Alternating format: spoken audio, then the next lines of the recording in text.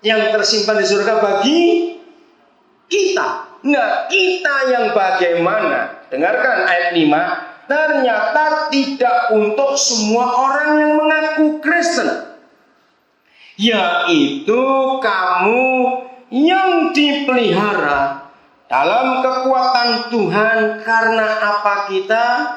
Iman kita, sementara kita semua menantikan keselamatan yang telah tersedia untuk dinyatakan pada zaman akhir. Jadi nggak semua orang Kristen berhak menerima janji-janji yang hebat, tapi hanya orang Kristen yang dipelihara dalam kekuatan Tuhan karena imannya, sementara orang-orang itu menantikan keselamatan yang telah tersedia untuk dinyatakan pada zaman akhir. Ayat 6, ini masih orang-orang itu, kamu tadi itu. Suruh apa? Bergembiralah. Wah, kelihatannya pasti dapat duit ini karena ada kata bergembira. Enggak, saudara.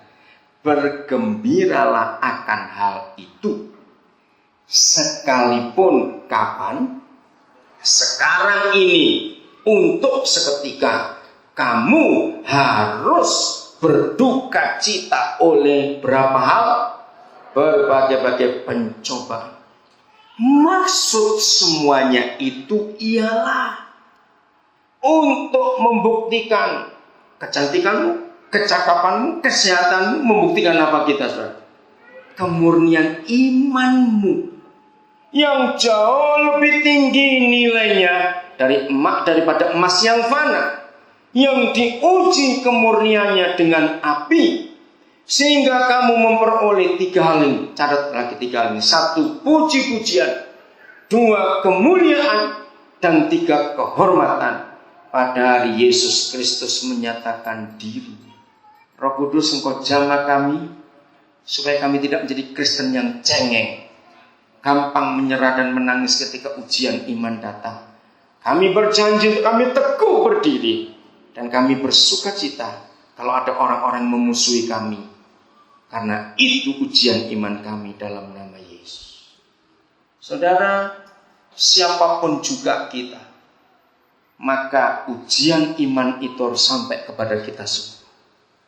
Memang tidak enak kalau kita diuji, tapi harus lewat proses ini. Suami istri, dalam kehidupan kita, perhatikan baik-baik. Jangan pernah menyerah kalah pada persoalan.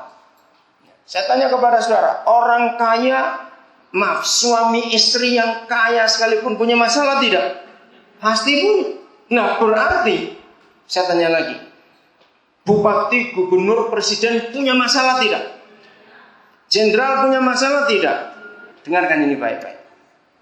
Jadi kalau orang kaya punya masalah, orang berkedudukan tinggi punya masalah, orang berpangkat tinggi punya masalah, berarti masalah itu bukan selesai dan tidak selesai karena kekayaan, karena kedudukan, betul?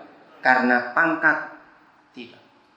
Karena orang kaya juga punya masalah, orang pangkat juga punya masalah, orang berkedudukan tinggi pejabat juga punya masalah.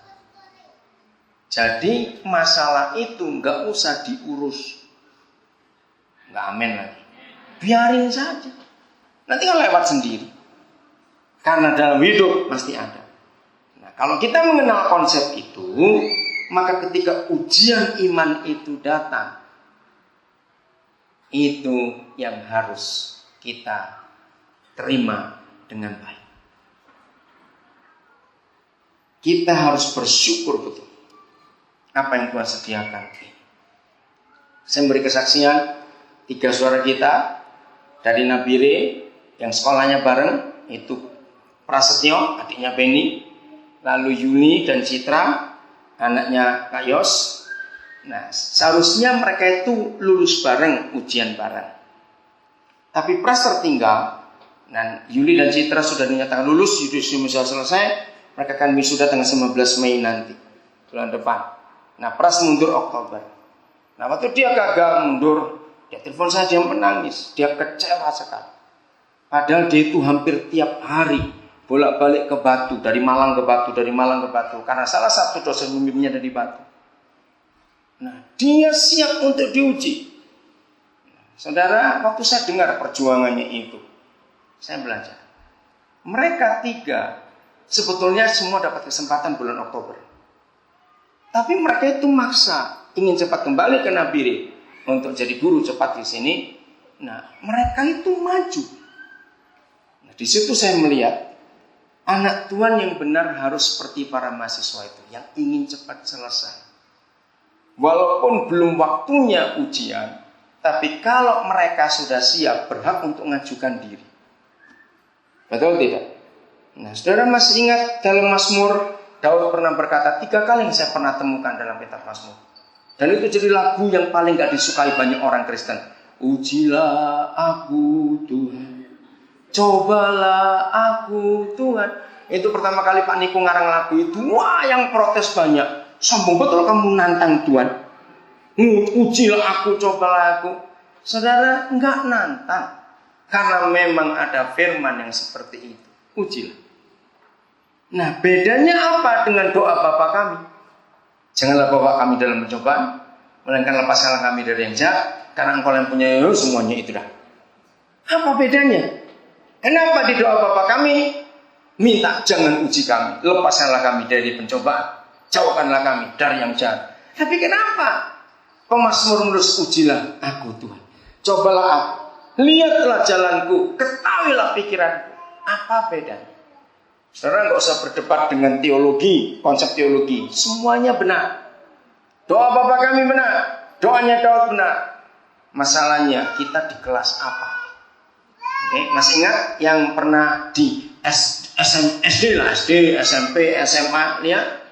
Ya, kalau anak-anak itu diberitahu, anak-anak minggu depan ulangan, pasti ngomel, ulangan lagi. Nah itu anak-anak. Tapi kalau kita sudah mahasiswa, saudara, dosen-dosen kita terlalu sibuk dengan pekerjaannya, dengan semuanya.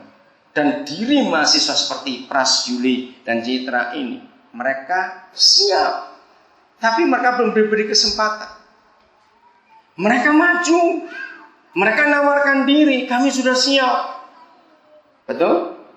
Jadi kita ada di kelas mana? Itu yang menentukan berapa jauh, berapa besar, berapa berat ujian iman kita. Jangan sampai sudah 30 tahun jadi Kristen, kelas 2 SD terus. Berarti guru sudah pada mati itu. Ayo kita meningkat, amin. Berani diuji, karena ada pengharapan yang hebat sekali. Jangan marah lagi kalau saya sering ngomongin. Nah, kepada orang pelit, Tuhan tuh gak mau urusan banyak. Kenapa Tuhan pada orang pelit gak mau urusan banyak? Karena orang pelit susah diuji. Catat itu baik-baik. Orang pelit akan susah diuji. Begitu diuji dia teriak-teriak dulu. Tapi orang yang berani membuka tangannya ketika menerima apa saja yang dari Tuhan, orang itu akan siap untuk diuji. Dan orang itu berani.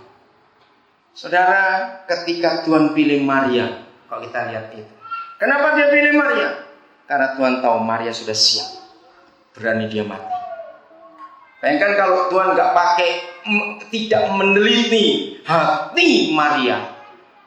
Tuhan cuma ngomong gini, Gabriel, sekarang kamu turun ke Nazaret, cari gadis siapa aja lah yang mau hamil sebelum nikah. Gabriel capek, saudara. Karena keliling rumah, keliling kampung, gadis siapa mau hamil sebelum nikah sama kamu? Gak ada gadis mau dong. Betul? Zaman itu lagi sekali.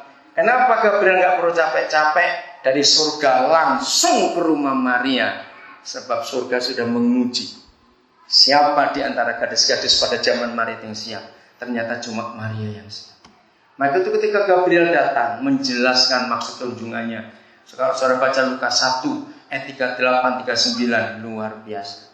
Dengan enteng dia berkata, kalau begitu jadilah padaku seperti yang Tuhan mau, karena aku ini hamba Tuhan. Saudara tahu arti kata itu? Teken mati, istilah kontrak mati. Karena begitu dia hamil dan